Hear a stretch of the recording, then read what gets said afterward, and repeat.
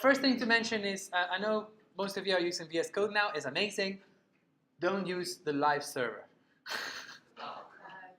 If you're using the live server, you will encounter a bug that every time you make a post request, it will refresh your browser. Even if you're preventing default, whatever you're doing, live server is going to refresh your browser.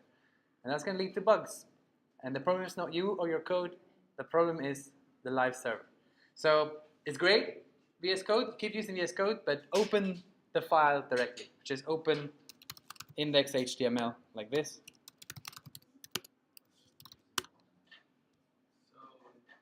And so do use the JSON server. Don't use the live server to actually load the page. It's a different thing. So if you don't know what live code is, don't worry. It means you're not using it. It's okay. If you do know. So live server. You see this icon here? Don't use it. It's an extension you need to download. If you don't have it, don't use it. If you've been using it, don't use it. Or use it, but be aware that there is this bug with it. And it's not your fault. It's all live server's fault. Cool. So to set this up, I just had to first open the index.html, and then I need to be sure that my JSON server is running. Right? This case is slightly different from what we did last time because db.json, because now we actually do have a db.json running. Right? So when you try to run this and you point it to db.json, if there is a file, it's not going to create a new database from scratch. It's just going to find it, it's going to read it, and it's going to tell me, hey, I found toys. So this is your URL, right? So you can know that's my toys URL. Perfect. Cool? Great. So starting with the app, this is so much better than using Solstice. Starting with the app, there is some boilerplate code that's written for you. If you look at this,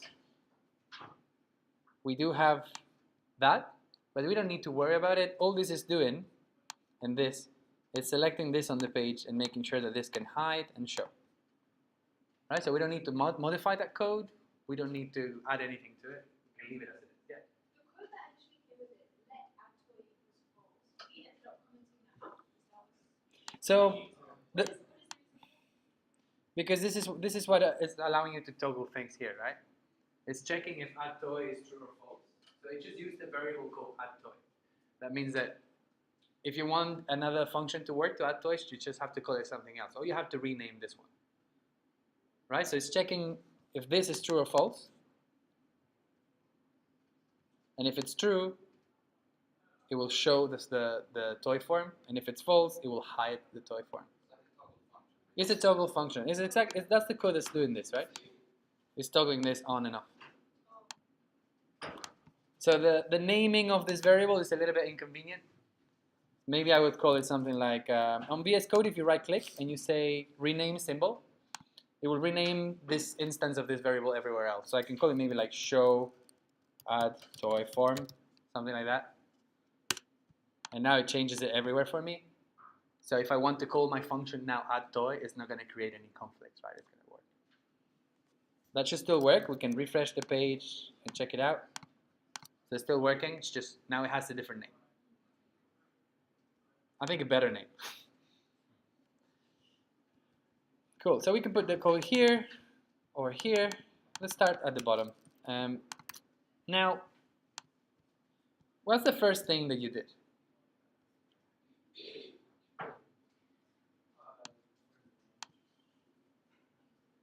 Did you just follow the README, or did you do things differently, or you pretty much just follow the README? Okay.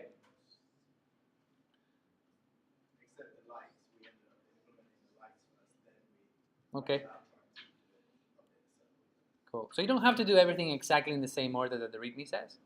But let's think about, let's quickly think about what the app needs us to do, right? So I'm not going to read the whole README because we've done it. I've done it a million times.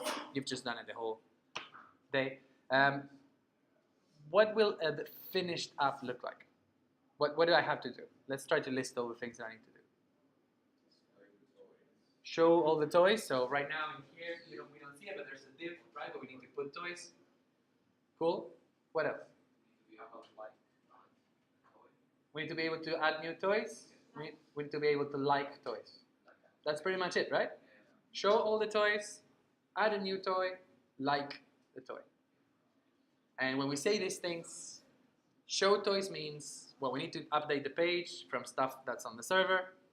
When we say create a new toy, we mean, well, we need to put it on the page and also on the server. So all of these actions pretty much have a page aspect to it, a client, and also a backend action to it. And when we like a toy, we need to like it on the page to make sure that the number actually goes from 5 to 6, and then also making sure that that number goes from 5 to 6 also on the server, right? So updating the toy on the page and on the server. So kind of for every action we're doing, we need to do it on the page and do it on the server. Yeah? I'll show you how I usually tackle this thing. So the first thing that I would always do is actually open my index.html. Now that we kind of know what we need to be doing for the app, find the HTML that's already there, and let's try to see if we know which elements we actually have to interact with and why, right? So what do I actually need from here and why? That's my body, right? It starts here and it's there. There's a lot of stuff in there. I don't need everything. I need a couple of things. What do I need? Like, name one thing I need. So we need the toy collection. We need this toy form. Cool. Why do we need the toy collection? To put toys in it. Great. Why do we need the add toy form? Great. Do I need to select these inputs? No. Not really, because if we have the form, we can find the inputs from within the form. And if we have the form, we can also listen for submission of the form. So I think just these two things is enough, right? I need to query this, I need to query that. Careful with this pitfall. That's not an ID. It should be an ID, I think, but it was given to us as a class. Right? But it's nice to remember that not everything is what you expect it to be. Test your assumptions. So what I would do is then, okay, we need these two things. We're going to need that. I'm going to put it here for a second, and I'm going to need that. And I'll put it here. Now I'm going to cut these things out of there, and I'm going to come in here and I say, okay, at the top of my page, before even anything begins, I want to query these two things. So the first one is a class, and I want to say it's going to be the form. So form element maybe equals document query selector. I know it's a class, so it will be dot and that stuff there.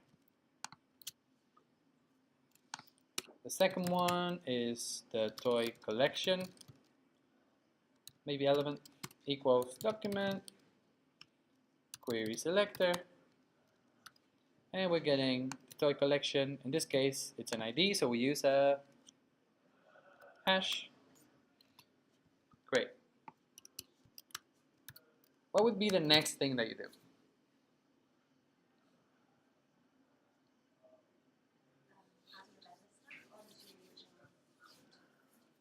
What would you do even before that? The next step that I would personally do is test that these two variables I just created are actually working. Otherwise, halfway through your code, you're going to have errors. You're not going to realize what they are. This is null, something happened. So refresh your page and test. Form element. Okay, I don't see anything lighting up on the page, but yeah, there you go. It's working. It's a simple thing to do, easy to oversee it, not do it, and then move on and have bugs later on that you don't know where they're coming from. And the toy collection, great. I know for a fact that these two things worked, right? Now I can move on.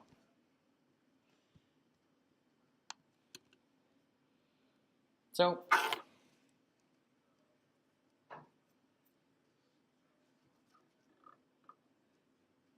I want to show you, every time we do reviews, we might do them in slightly different order just to show you that you can. So there's different ways to structure the way you want to approach your code. There's a way of doing everything that the client does first, so just client stuff. and then just server stuff at the end. You could do just server stuff first, and then all the client stuff at the end. Or you can do it in the order. So getting toys, do the server to get toys, and then the stuff to show the toys on the page. Liking toys, do the page to like toys, a function to like toys on the page, and then a function to like toys on the server. Right? Which one would you like to start with? What do you want to do today? Client first, server first, or chronologically? Flip a coin. A coin only has 2 options. I have 3.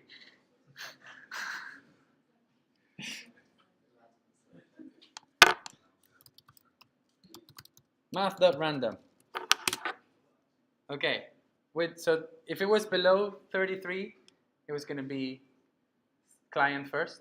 Above 33 and below 66, it was going to be server first.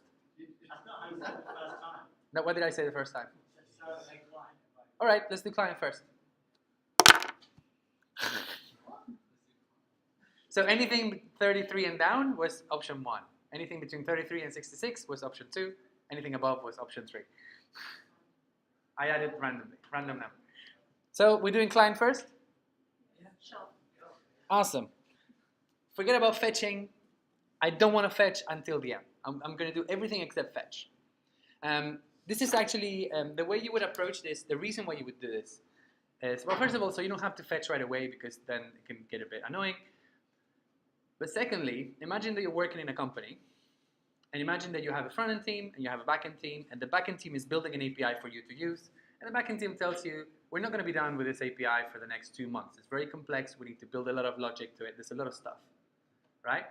What are you going to do? Are you going to wait for 2 months before you get started working on your UI?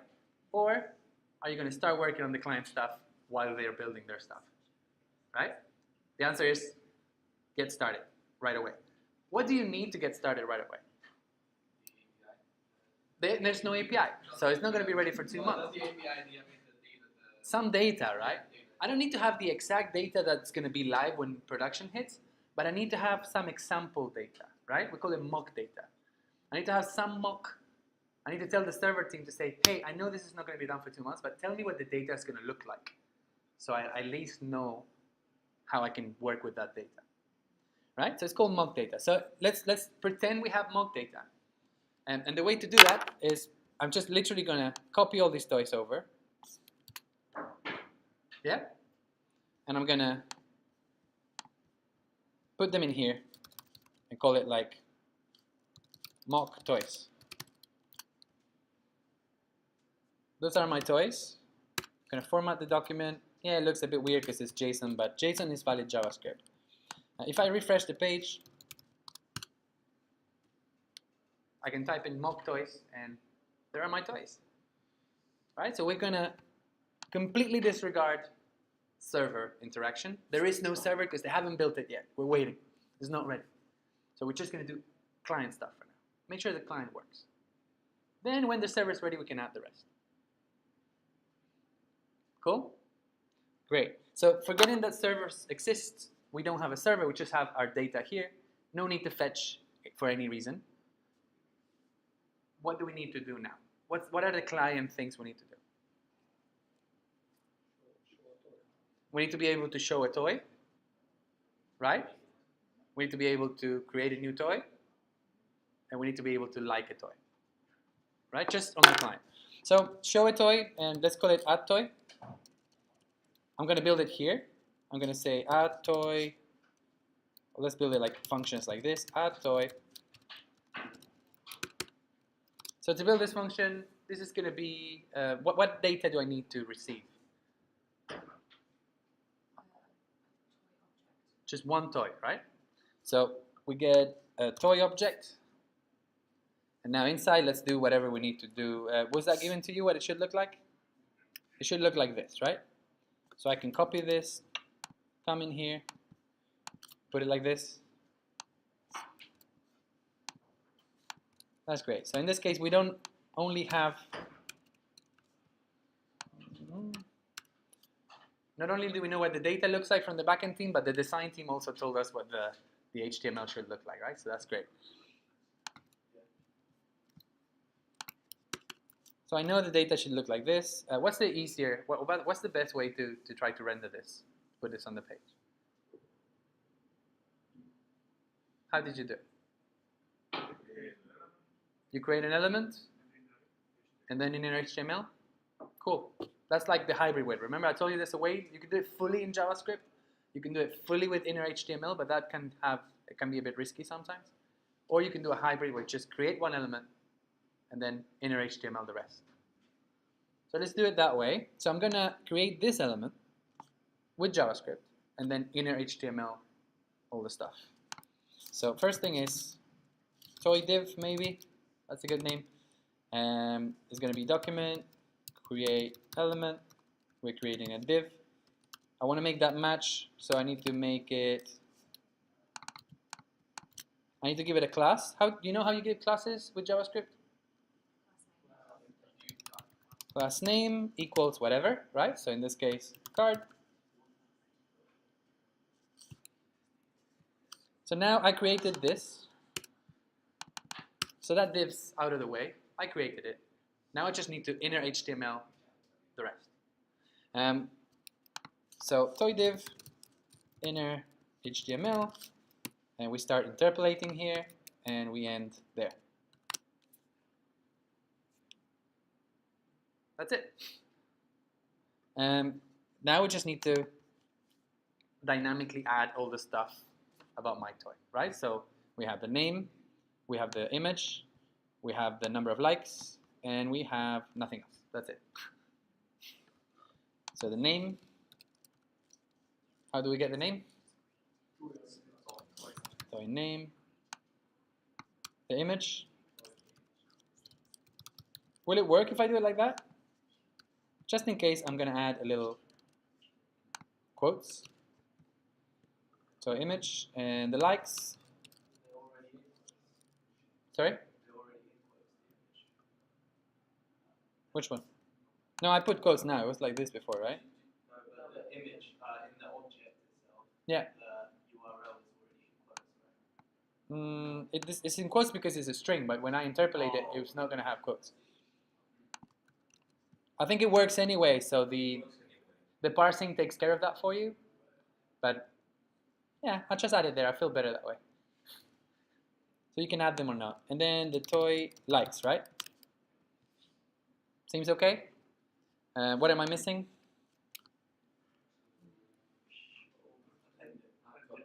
We need to add it to the toy collection. Do we need to query the toy collection? No, because we were smart at the beginning and we actually queried it at the top. Remember? So everything that was already on the page, we put it in variable. So we have access to our form and we have access to our toy collection. So I can just say toy collection element append toy div. Good? Right. How do we test it? Refresh the page. Okay, I just lost everything I had.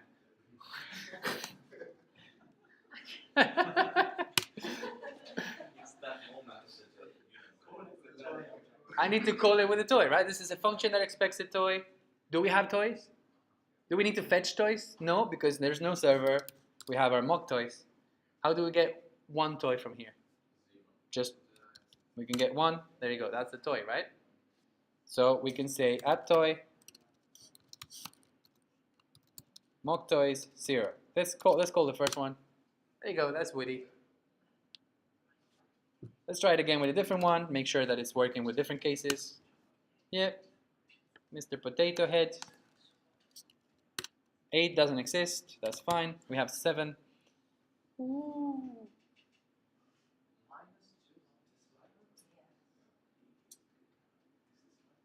Poor little green man. Okay, I'm happy that this is working, right? Happy to move on? So now that I'm happy that this is working, I'm going to copy it and actually put it in my file, right? So in the console, I usually prototype things. Let's test it. Let's see if it's working. This code is not worthy of being my official code yet. But after I tested it and I checked that it's actually working, and I tried it a couple of times, okay, I'm happy with this code. I can move it into my official code base, right, into my script. So I'm going to put it here. Let's give it a nice comment. Add a single toy to the page. So now we can add a single toy to the page. What's the next thing we should be doing? We need to be able to add many, right? So this is, again, a nice pattern. If you are adding many, you should try to have a function that does it once and a function that just repeats this one many times. Because then you can reuse the top one for other things as well. So function add toys, right? Add toy takes a toy object, add toys takes an array of toy objects. This one's going to take toys. Now that we have that, this is an array of toys, so we can do for each. And now inside, I mean, there's many ways to do it. You could do a for loop, that's absolutely fine. So now this, what does for each take as an argument? It takes a function, right? And what is it going to pass to this function? It's going to pass each item of the array, right? So in this case, if we have an array of toys, it's going to pass each toy. Very similar to what we did back in Ruby, right? If you think about it, think about Ruby like. So if toys is an array, you could do each, and then what do you have here? You add a toy, right? So it's very similar syntax. In fact, arrow syntax makes it look almost the same. So for each toy, we want to do something. What do we want to do with the toy? Add the toy to the page. We have a function that does that already. We can do it that way. Yeah? How do we test that? We can pass the whole array of mock toys. We have the mock toys here. So just call add toys, pass the mock toys. Yep. It's working. Right? No server yet. And I know for a fact that this is working. So later on, the only thing that's going to change is this array, instead of coming from my script, is going to come from somewhere else. But the source doesn't matter, right? It's still an array of toys. I have functions that can make it work. Eventually, I'm just going to plug it into my fetch instead of to my mock toys. And it's going to work the same way. Cool? So this one's an easy one. Moving on here. I'm going to add it there. I'm going to say add multiple toys to the page. Cool. Now we have a choice. Do we want to do the toy creation first, or do we want to do the likes first? Let's do likes. So right now nothing happens here. I want to be able to, when that is clicked, increase the likes of my toy. Let's look at my code. Is there a good place you think we could do this in? In my existing code, or do I need to do something new?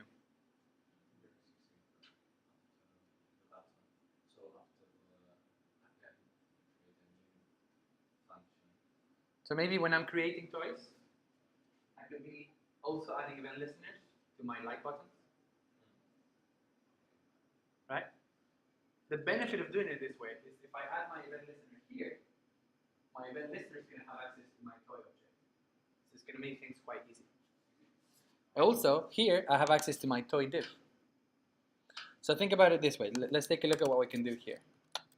So does it make a difference if you do it before or after the event? No. Why?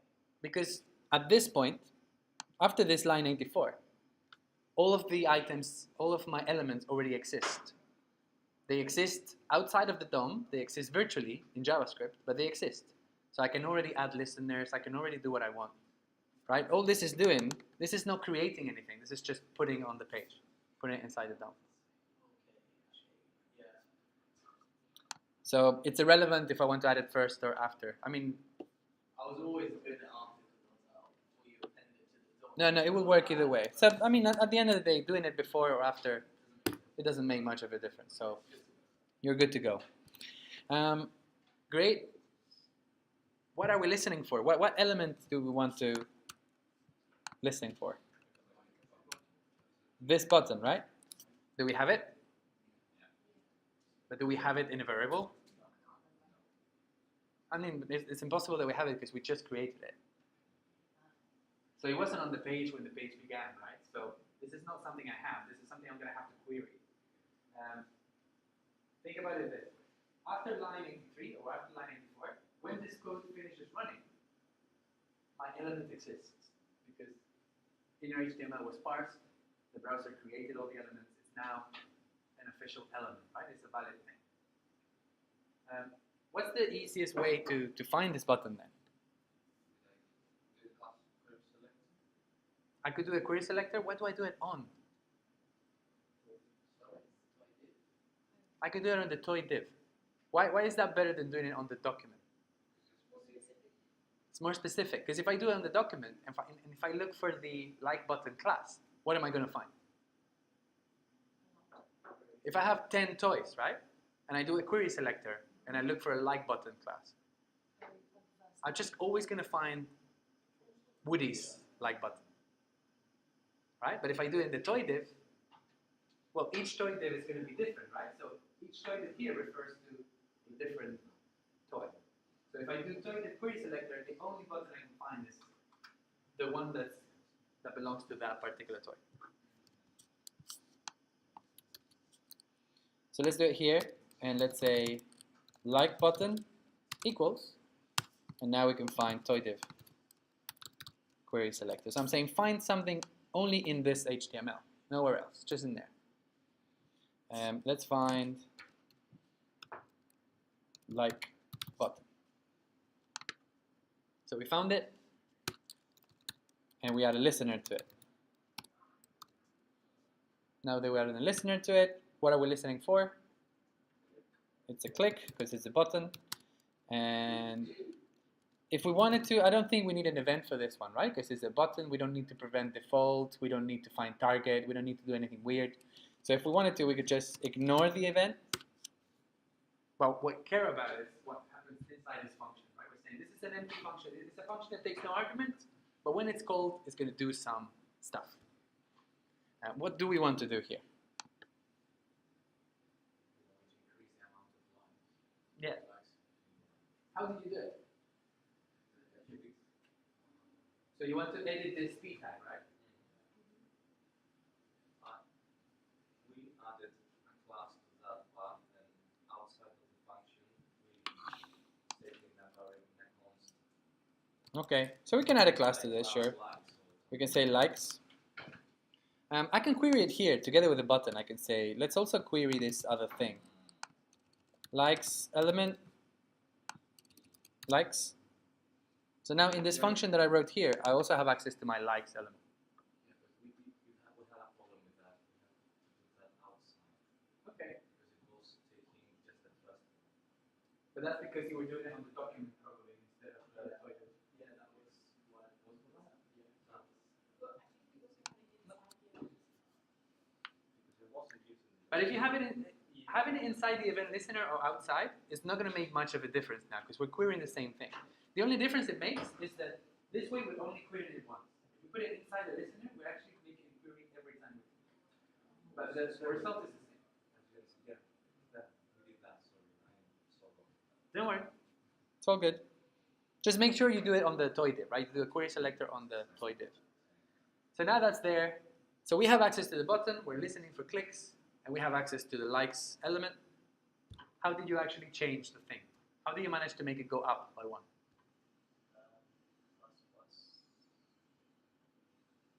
We declared a variable under class, which is the toy likes plus plus.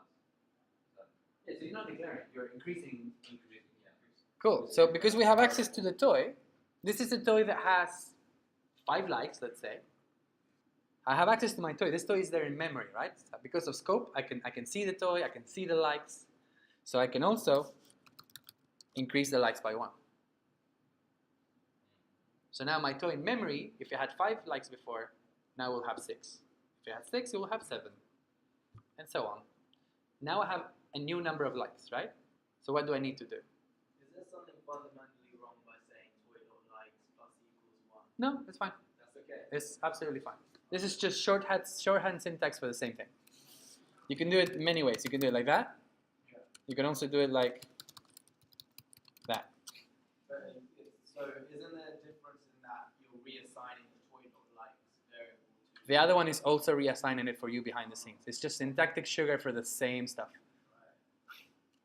So all three are right.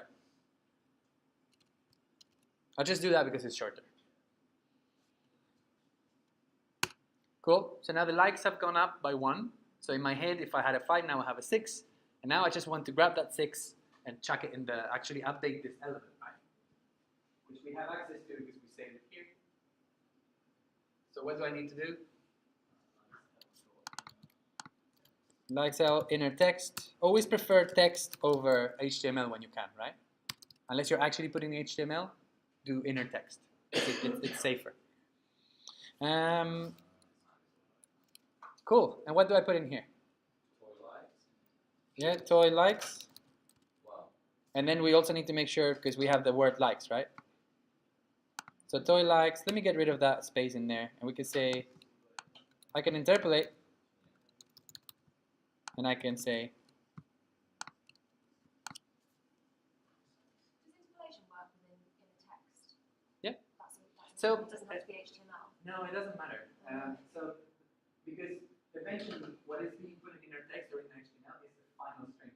So the way this evaluates is this happens first. So we actually calculate what the string is going to be. Once the string is ready, that is what we assign Right, okay. to I just thought because it's code. Like it's, Yeah, but it is code that is inside a string. So this is actually going to calculate what the string will be. And once the string has been done and interpolated, that just the final string is what goes inside inner text. Cool? That seems okay. Should we try it? Maybe let's go here, refresh the page. Oh, actually, I realized that I'm not loading my toys. So to load my toys, I knew I had to call add toys with my mock toys. I just need to make sure that this code is being called at some point in my code, right? So I don't have to do it in my console every time. So I'm going to go to the end, and I'm going to add it here. In fact, I'm going to show you, so a little bit, I don't want to show you too much too soon, but slowly, gradually, for every review, we're going to be seeing lots of little tricks that we can do. So to make this a bit cleaner, what I'm going to do is I'm going to create a new function. I'm going to call it init. And this function should have inside all of the stuff that I want to happen when my page loads. Right? It's literally like an initialize for my page. So I'm just going to add it here. So anything I want to happen when my page loads, it's going to be there. It doesn't matter if you don't do it this way, it's still going to work. This is just refactoring my code to make it slightly cleaner. And now all I have to do is, at the end of my page, just run that function. And when that function runs, I'm going to be doing whatever is in my function. So in this case, adding the toys. And the clean thing about this is if later on we want to do more stuff, we just add it here. And that's it. Also, the name is clear that it's initializing my page, right? It's in init. This is my first function, my initial thing. So now, see, that's working. Great. Happy? Cool. Now, because there is no server, I'm not expecting things to persist. And that's fine. Right? So, this is working. That's great. I can go, I can test others. Make sure that it's not just coincidence. And now I know that when I refresh my page, everything's going to go back to whatever it was before. Because we have no server. We're not saving this anywhere yet. We're just doing it in memory. Cool? What's the last client thing we need to do? Be able to create toys. And that happens here, right? So we're going to have to listen to this form and then just call the add toy function.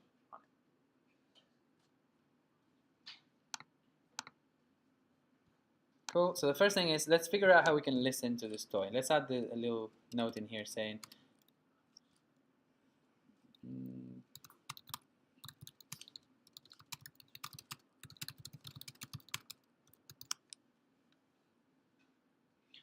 let's create another function somewhere around here. Actually, let's try it first in the console. This is fine. This is working. Do I have my form? I saved it, right? What did I call it? Form element? Cool. Now I can say form element. So what we eventually want to do is say add event listener. What are we listening for? Well,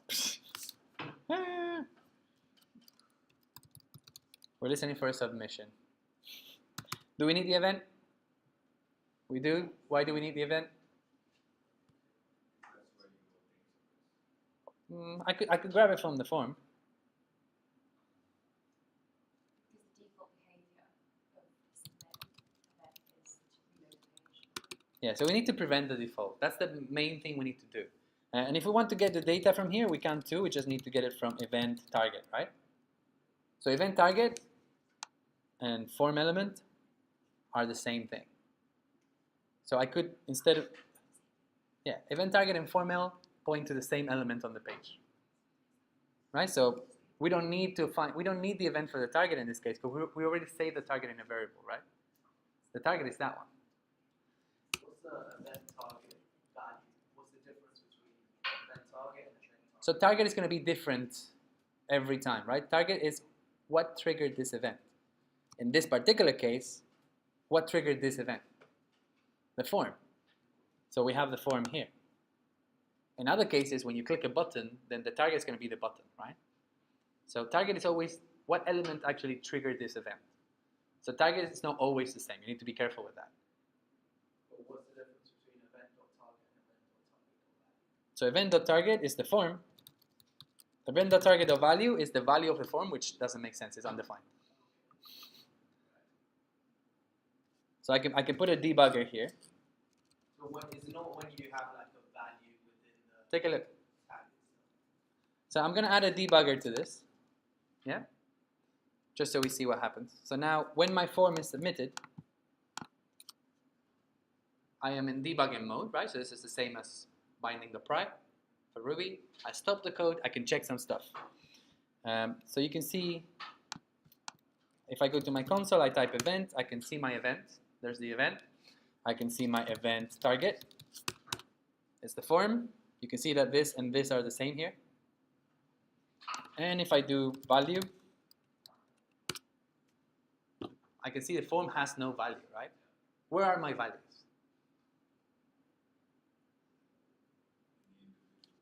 My values are not in the form.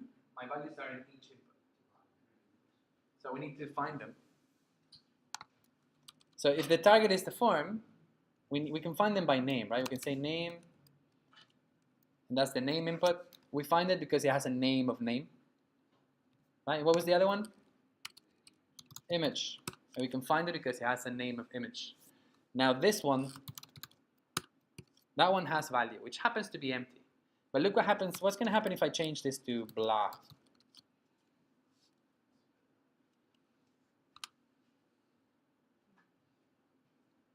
Right? So the target is the form. The form itself doesn't have the value. The value is in each of the inputs. Cool? And I don't need to get the form because I already have the form right there. But I do need the event because I want to prevent the default. Otherwise, my page is going to refresh.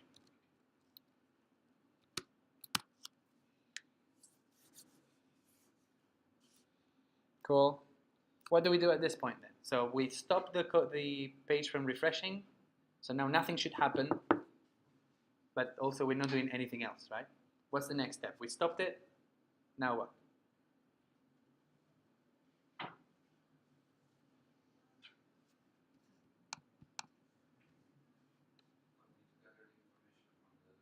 We need to gather the information from the form. What information is available to us? Name and image. What information do we actually need to create a toy? We need the ID we can ignore for now because we have no server, so forget about it. But the likes, eventually we'll get them with IDs as well because we'll have a server, we can do that. But for now, let's say we don't actually have IDs. But we do need the likes. Do we need to get the likes from the user? Should I add another input for the likes? Why not? Because we can know that all toys are going to start with 0 likes. So the user doesn't need to tell us this. It will be annoying for the user to have to enter 0 there every time if I can just assume that it's always 0, right? So I'm going to be creating, because we have a function, right, that takes a toy and adds a toy to the page. Now we just need to create that toy. That toy doesn't exist right now. If I call that function, because we don't have a toy, it's going to say toy is undefined, right? So now we need to make sure we create a toy object that we can pass to it. And I'm going to do that here. So create a temporary toy for the add toy function. Yeah? We do it like this. Just create my toy. What do we need again?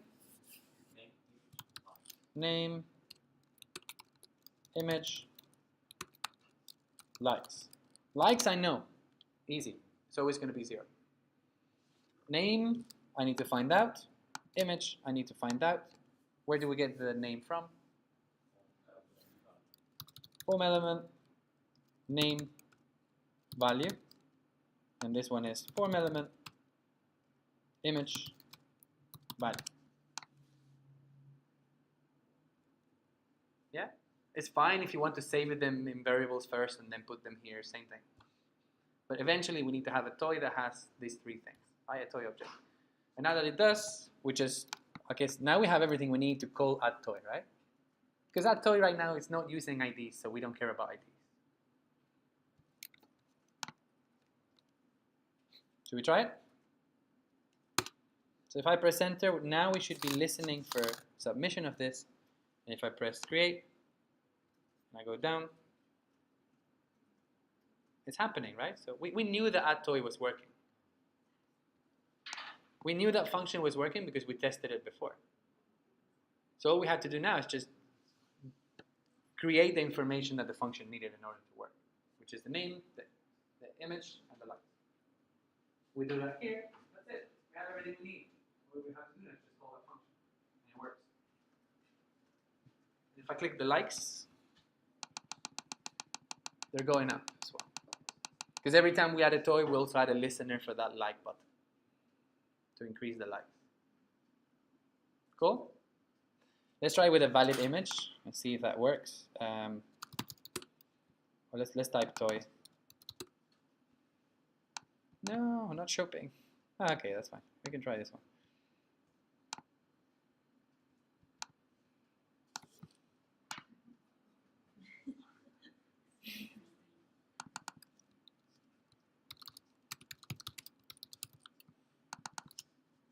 Ooh, that's not the right image. So one thing to be aware of is always paste this thing here first to check, because it turns out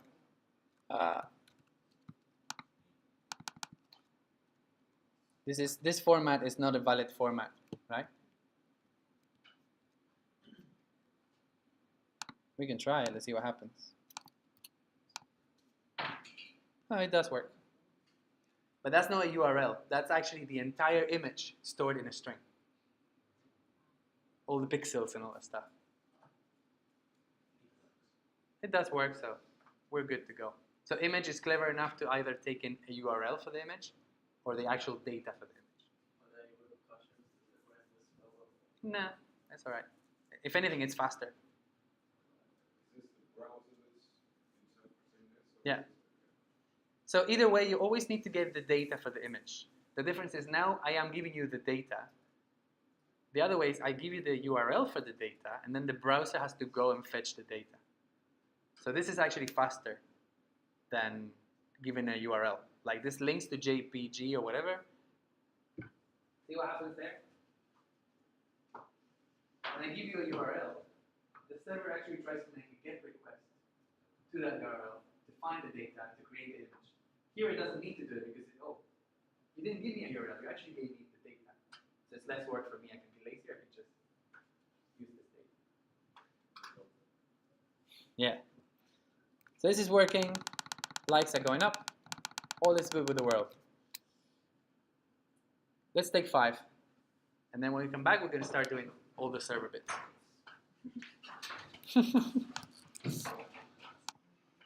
Right, so now I think there's absolutely nothing else that we could do, right? Maybe One thing I could do to make it a little bit nicer is just reset the form so I don't have to, I cannot do this basically and create many robots.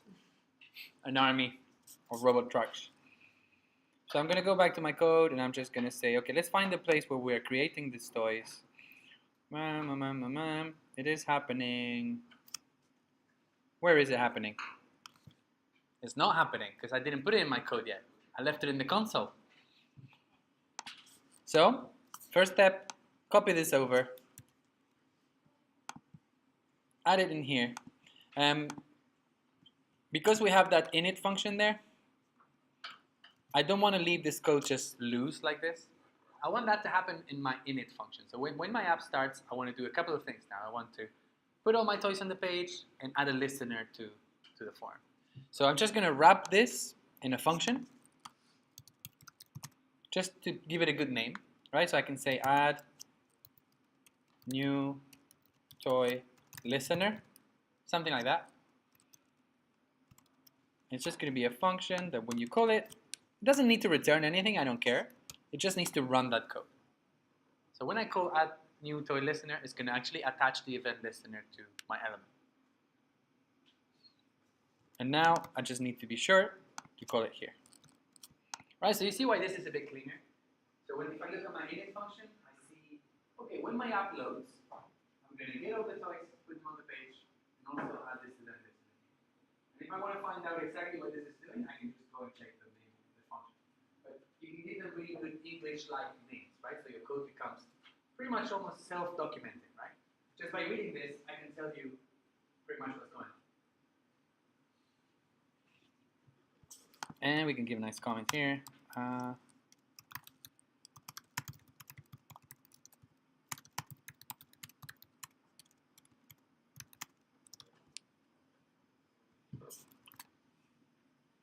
Cool. All right, so at this point, I think we're fine. We said maybe we also, after we add the toy, we can also reset the form. So now if we refresh the page, let's see if this is actually working. We can type some stuff. And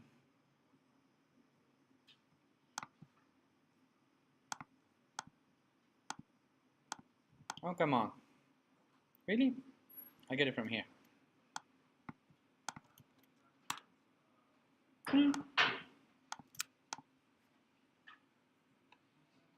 Cool. And the form gets emptied, right? So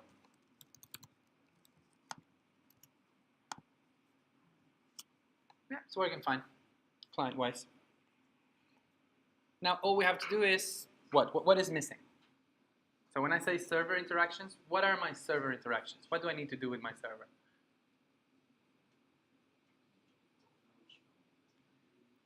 What messages am I going to be sending to it? So what things am I going to be asking from it? Yeah, what's the first thing, even before that? Yeah, so now I need to think, so even before you start writing, right, I can start thinking, okay, what do I need to do now with my server? So I'm going to have to, well, let's write it here. Let's actually do it here. And to structure my code a bit nicely, I'm going to create a new separate file. I'm going to call it my API file, api.js. So this is just an extra file.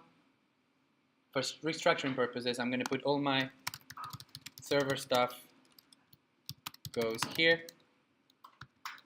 It's a problem with my E's. So what are the three things we need to do to talk to our server for? We need to talk to it 3 times, right? For what reasons? What's the first one?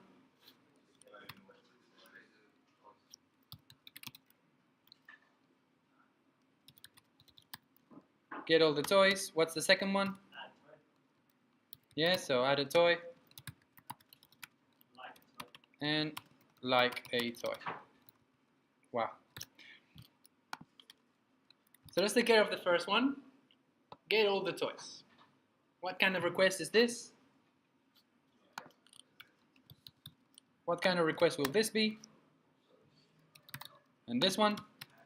Fetch. Don't assume this is always the case. Some APIs might behave differently. JSON server complies to these REST protocol and allows us to do this, right? So that's what we can assume. But people could write an API in which you can create toys by making a GET request. I don't know. I mean, no one would actually do that, but it could be done. So my point to you is never assume how an API works, unless we're using an API like this one. But most of the time when you're using a real-world API, they write documentation for it. Read the docs to see what are the endpoints, what kind of requests are they expecting, and all that stuff. You'll see tomorrow why this is important. Cool. So now we're making the first one. Let's call it get toys. And this one is going to be called, I'm going to call it create toy because we already have an add toy function. And this one, I'm going to call it update toy. Cool? Right, let's build the first one. What are we doing here? So they're all going to be fetches, right? So I know that for a fact. Every single one of these is going to be a server interaction. That means I'm going to be fetching. Fetching is how I talk to servers. You make it constant because you're putting it in 3 places. I'm going to put this in 3 places, so it's a good idea to make a const for it. Let's call it toys URL. It's not here, so let's just grab it. It's this URL here.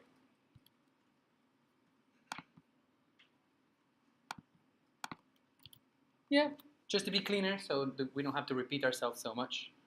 Let's call it toys URL. And the reason I put it in uppercase is because it's a constant, as in it will never change. Because it's a const and it's also pointing to a string, so there's no way that this value will ever change. It's literally a constant. But you don't have to. You can put it in anything. It's fine. Ruby complains if you don't use uppercases, right? It treats it differently. JavaScript doesn't care. So now we're going to fetch that URL. Is that it?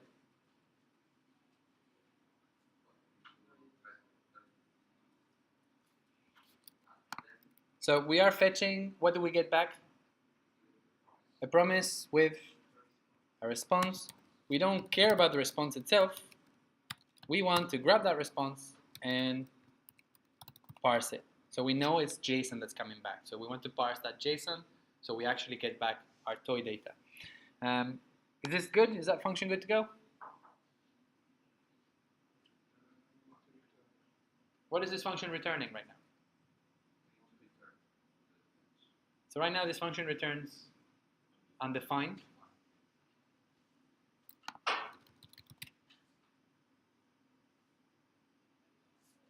Great. Let's test it before we move on. So I can go open my toytail, refresh. And if I say get toys, oops, doesn't exist. Why not?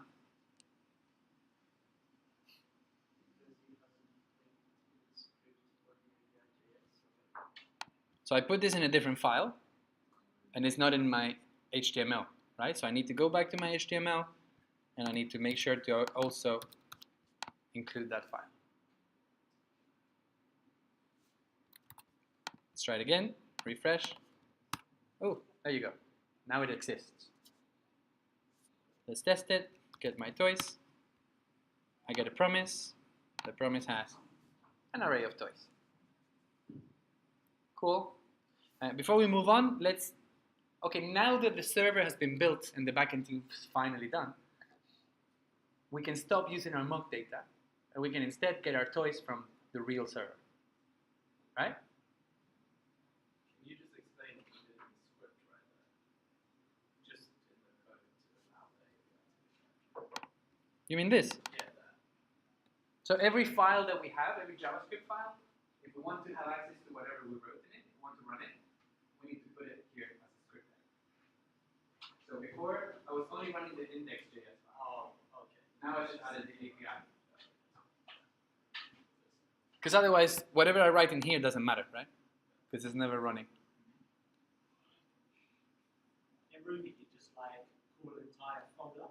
How would you turn the content? Eventually, you will be able to, but you need tooling for this. And it's something that is not available in vanilla JavaScript. So in mod 4, when we start using React, you will be using a lot of tooling on top of JavaScript, and that will be able to, we will be able to start doing stuff like require, right? You know, in Ruby you can require things, and that will be a thing. But for Mod 3, we don't need to worry about that. We're just focusing on vanilla JavaScript. So the way to get things is to actually add our scripts to the HTML page. Does it matter what order you go about doing the API and HTML? What do you think? I would say, yeah. So it matters because if we're using index, right? And if index is trying to call a function that we wrote in API, well, if I move it up there, now which script is running first? So get toys won't exist yet because we never created it. So the order is important. Now we've done it. No, we can check that this is working here. That's great. Let's, for a minute, go back to my index script. And right now I'm saying, okay, so when the page starts, I want to load all my mock toys, right? There are no more mock toys. So the servers come. We don't need this data. That was just there for us to try out while the server was not there. So I'm going to get rid of that. So at this point, add toys has nothing to add, right? But we do have a function that can get that for us. They can literally fetch it for us. So we call that get toys. Get toys returns a promise. It even says it there with my toys inside. How do we open the promise to get to the toys? We need a then. So every time we have a promise, if we want to work with the value inside, we need to do then.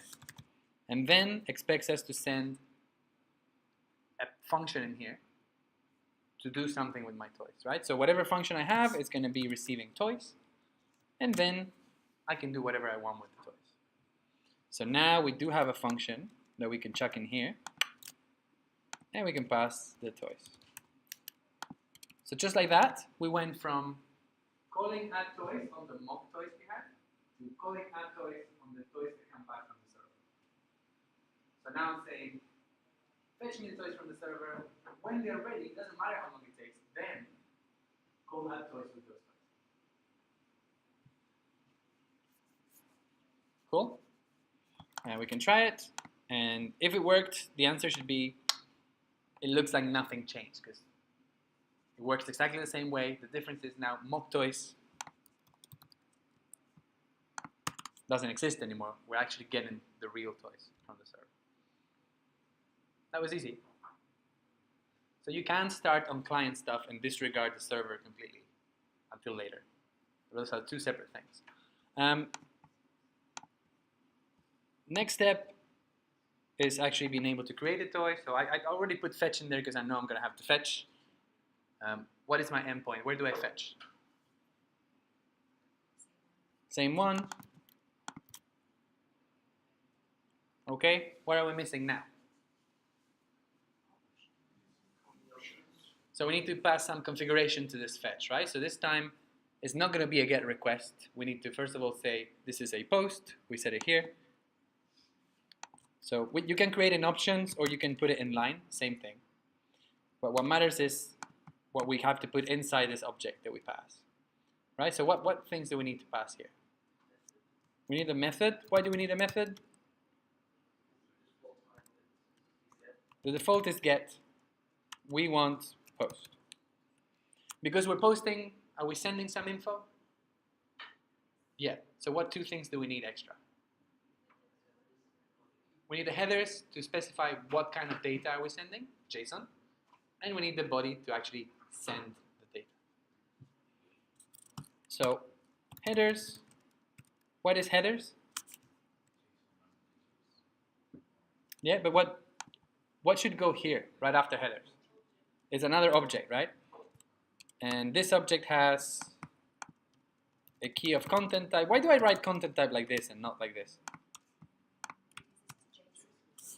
No.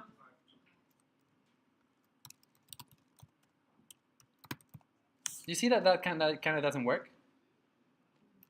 So even though every key in JavaScript is a string, this syntax is not valid because it's thinking that this is a variable, this is a minus, and this is another variable. Right? So some characters are not valid outside of the string. So we actually have to wrap this in quotes. So we tell JavaScript, don't worry, I'm not saying content minus type, I'm actually saying content type with a dash.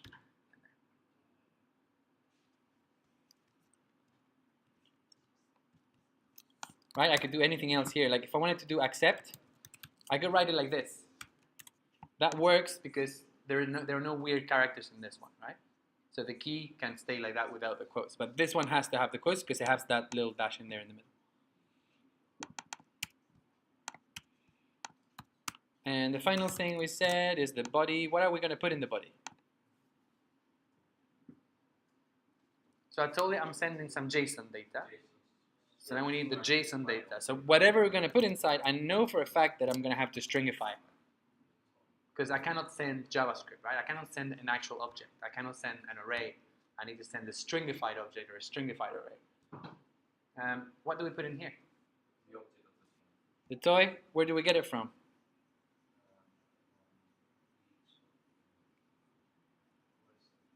So when I call create toy right now, I'm not passing anything.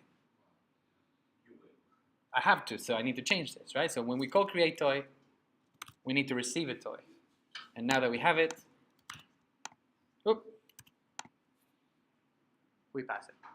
That's it.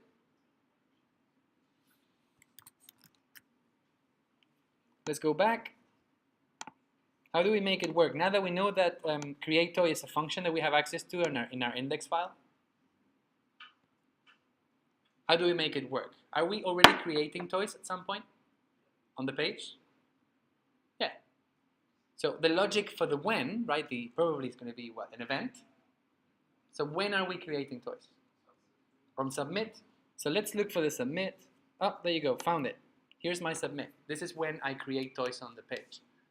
So now all I have to do is add the extra logic of, okay, add the toy to the page, also to the server. That should be easy because at this point we have our toy, right? So we can, if we wanted to, we could do it here. And we can do it like create toy. Toy. That's it. One line. Let's see if it works. Add a toy. Let's immortalize the toy robot truck. Where is it? Now it's there forever. Hopefully. How do I check? Refresh the page. You can also check the network tab. There's my toy. I made a post request. I sent in this information. And the server told me, cool, I created it. It has an ID of 9. Nice. If I refresh the page, then it's still there. Cool. And yep. We didn't have to do anything to give the index.js file access to the functions. No, just because index runs after API. So in JavaScript, when you run a script, every function that we are creating, like this one, and this one, and this one, and that one, it's all global. So we have access to that stuff in other files as well. When we use modules, it's going to be different. When we have like import syntax and stuff, it's going to be local. What's up there? You see when you did activate Facebook? Yeah. Why am I not doing then? Yeah. We can do it later. I wanted to cover it afterwards, but let's do it now. No, that's fine. This is a good time as well. I was hesitating. What is this doing right now? What toy am I adding to the page? Or better question, simpler question. Am I adding the toy that has the ID or the toy that doesn't have an ID to the page? The toy that has no ID. Do I care right now? Is there a reason why I would care if I'm adding the toy with no ID? What could go wrong? The like function is not going to work. So this is okay for now, but it's going to lead to bugs later on. And this form of rendering is called optimistic rendering. right? And what it's saying is, I don't care if the create toy works or not. I'm sure it's going to be fine. What could go wrong? Let's add the toy to the page right away. Let's not wait for the ID to come back and all that stuff. Right? That's optimistic. So you're right. Right now, it's working. Later on, this will lead to a bug because the like function is not going to work for the toys that we've just added. That the like function is only going to work after we refresh the page because we're getting the toys from the server. So how do we fix it?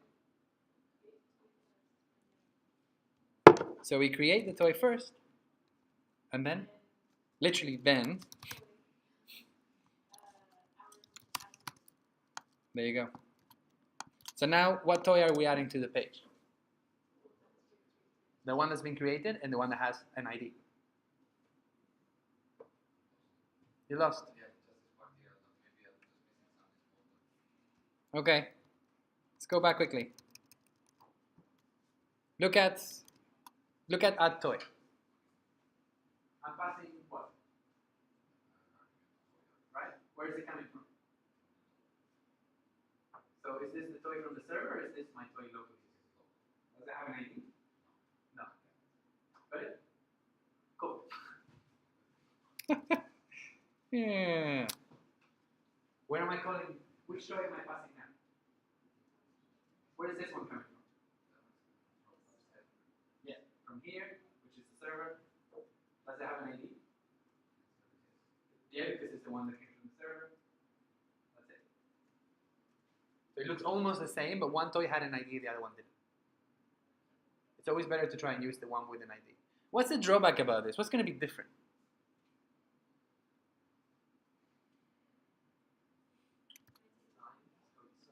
It may take a while.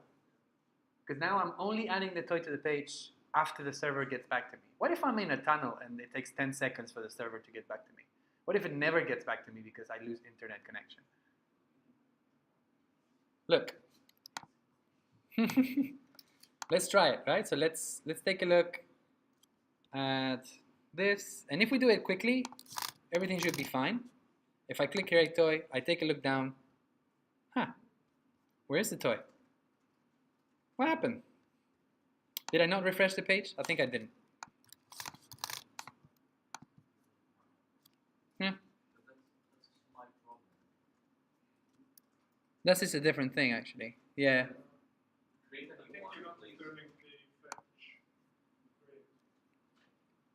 You're right. So what's going on here? We're making a post request. It is coming back. And then what? Cannot read property then of undefined. Why?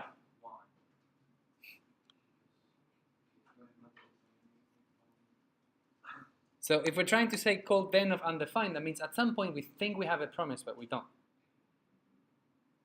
It's telling me this is happening in index 63. If I click, oh, look, it's happening there. So what is that telling me? Or It's not returning. so this would only work if create toy returned what? A promise. And it's what is returning instead? It's saying cannot find then of what? Nothing. Undefined. That means the create toy is returning undefined. So how do I fix it? I need to go and check, okay, where did I create my create toy function? Here. Ah, look at that.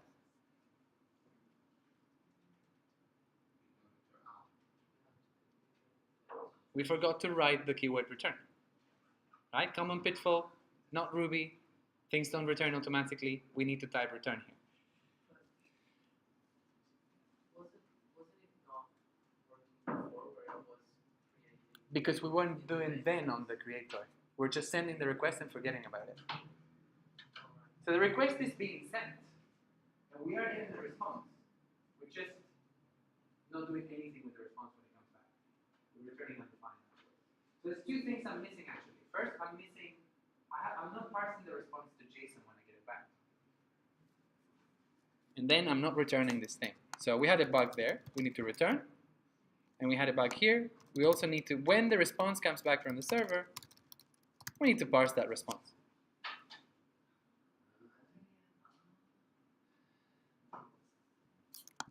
Now, let's try it again. refresh the page. So that's why it's only working when I refresh the page, right? There was an error there. Check the console, refresh the page, try to add a new thing. Let's call it something else.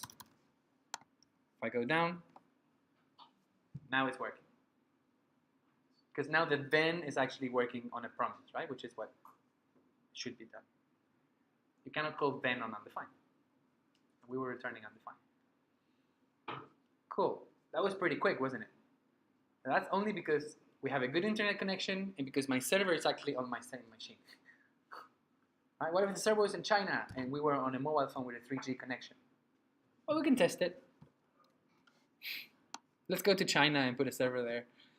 Or we can come to our network and change this to slow 3G connection.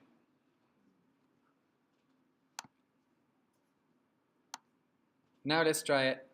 Let's go type something in, or test toy, la la la, click toy,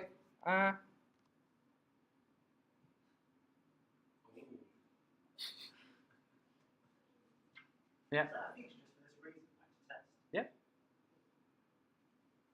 That is a feature to test what your website would look like under a slow connection. Because when you're building websites, you want to make sure that they load fast on any kind of connection. So this is a good way to check and to optimize the performance. Did you know that about I think 80% of people or most users, if they open a website and it takes more than 5 seconds to load, they're just gonna close it and forget about it. So if you're trying to make money, have actual customers, you're losing a lot of customers just because you're making them wait. Cool. So you see that's the drawback of it. Yeah, the toy is only being added when it's created on the server. Great, but we have to wait. Most of the time waiting is not an issue, but sometimes it can be. So be aware of that. Let's change it back to no throttling. That's okay. Great. What's the last thing we do? So everything's working except the likes, right? So when I try to add likes, the likes are only being added on the page because we only did the client part of the likes. Luckily, we have a function to update a toy. So where do we want to call that update toy?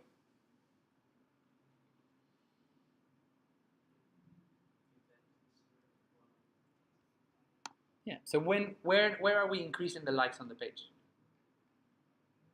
The event listener for the button, right? So we're listening for a click at some point. So if we check here, we should update the server every time we click this button. Let's check where that's happening. That is happening here. Cool. How easy is it going to be to update the server as well? Do we have a function to update the server? Not yet. Let's write it. Don't forget to return. Where are we fetching? It will be toys URL with the ID as well. So it can be toys URL and a slash and an ID, right? So we can say an ID. Where do we get the ID from? We get it from the toy. Where's the toy? We're going to be passing it. So now we can do toy ID. Great. And this is the reason why our toys need to have IDs, right? When we put them on the page. Great. What kind of request are we making? It's a patch, so we need to change the options for this. Again, we need the method patch. Are we sending some info? Yep, therefore we need the headers again. I can copy paste this.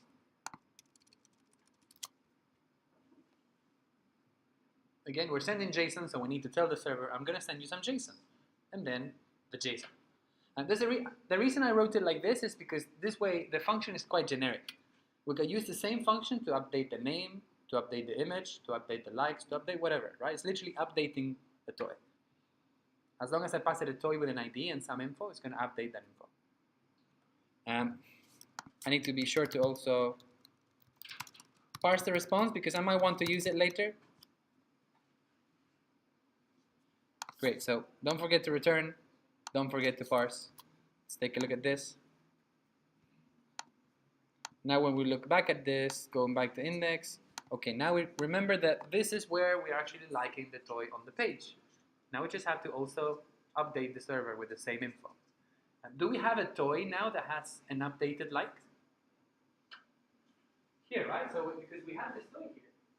This toy is now going from 5 to 6, or from 6 to 7, or from 7 to 8. So at that point, if I look at toy again, toy is going to have the updated version of the likes. So that's all we need. All we have to do now is update toy, pass my toy.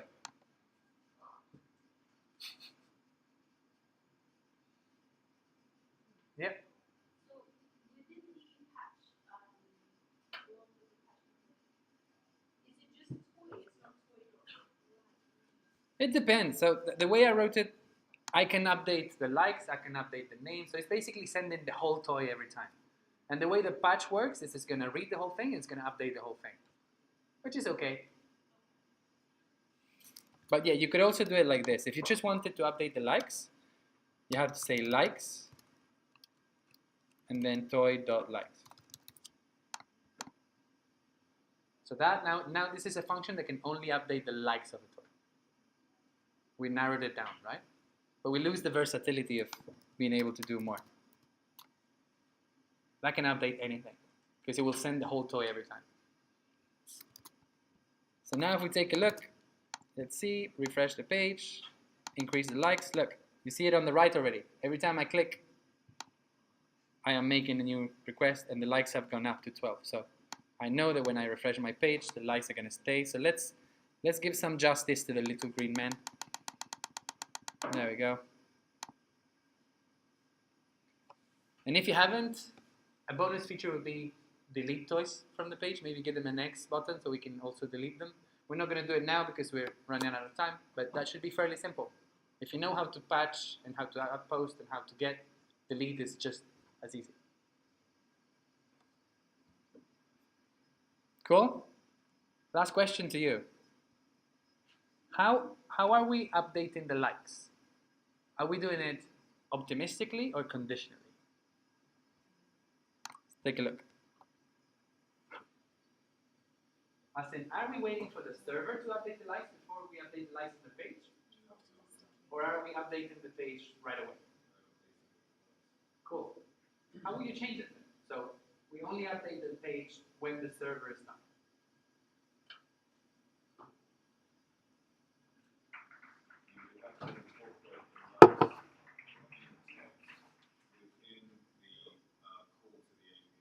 So I need to put that after the then, right? Inside my then. So I need to grab that line. So this is the stuff I want to happen when the server is ready, when the server is done.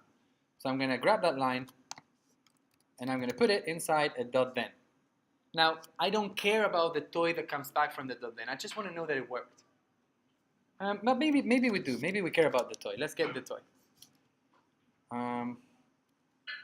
That's fine. So now what I'm saying is, okay, give me the toy that comes back from the server, and now update the page with that toy there. The light from that toy. Try it again. It looks like the same because it's really fast. But actually we know that the likes are being updated only after the server. So how can we make sure? Okay, I can always just go back here, throttle it again, slow 3G, and if I try it now,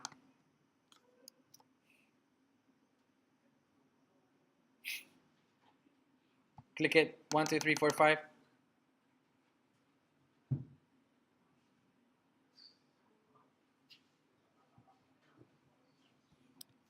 Cool?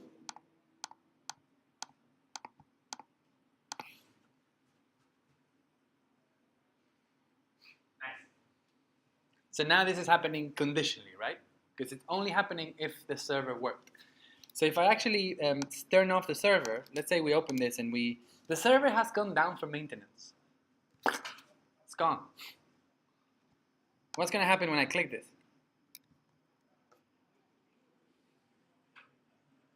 It's in the name, right? It's happening conditionally.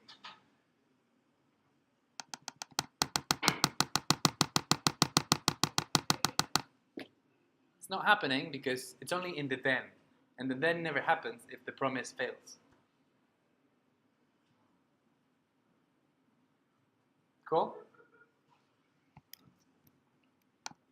Nice. We're done. Any questions before we leave? Does it make it a bit more sense? Is it good to see it all together like this? Right, so the things that we learned until today are the core concepts of Mod 3, right? So if there's something you need to learn, it's everything that we just seen. So DOM manipulation, so creating elements, updating elements, removing elements. Events, adding listeners, figuring out when to do stuff, how not to refresh the page. And fetch, talking to servers, right? Because we want to get toys, update the toy, delete the toy. Right? So we're trying to talk to servers, update the DOM, and work with events. If you know those three things, those are the three pillars of JavaScript. If you know that, you can build any kind of app. That's the basics. So from now on, tomorrow we're going to learn how to build APIs. So we're going to take a look at the other side. And then next week we're going to be doing a lot of practice labs to really reinforce everything we've learned this week. The code challenge is on Friday. By then you should be masters of JavaScript.